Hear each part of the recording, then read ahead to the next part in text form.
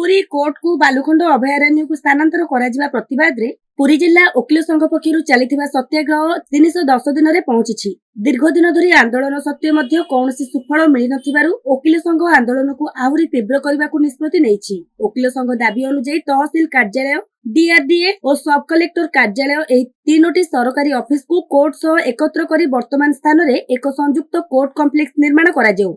एही दाबी को नहीं 5 तारिख ठारू 7 तारिख पर्यंत तहसिल, डीआरडीए, सब कलेक्टर कार्यालय सहित सब रेजिस्ट्रार ऑफिस रे हड़ताल और 3 दिनिया बंद डाकरा दिया जायछि। एहा माध्यम रे सरकार ऊपर चाप सृष्टि करी दाबी पूरण करा जिवा वकिल संघर लक्ष्य। वकिल संघ स्पष्ट करछि जे सरकार जदि एही दाबी को गुरुत्व न दिए तेबे आगामी दिन रे आंदोलन को आहुरी तीव्रतर हेबो। हमर 300 दिन रो ऊर्ध्व हमर सत्याग्रह चली सारिया परे सरकार को उदासीनता, माननीय हाईकोर्ट को उदासीनता आमे वर्तमान एभली कार्यक्रम हाथ को नहीं।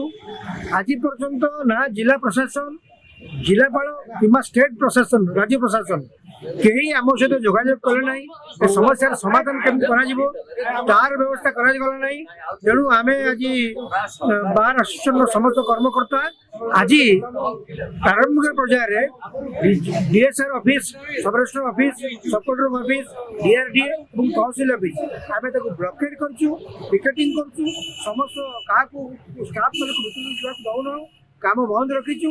यही 3 दिन कंटिन्यूस 3 दिन आम हम ये जो 3 दिन भर कौन जोगाजोग है ना बा राज्य प्रशासन, जिला प्रशासन जोगाजोग कले ना आमर दाबी प्रति कर्णपात कले ना।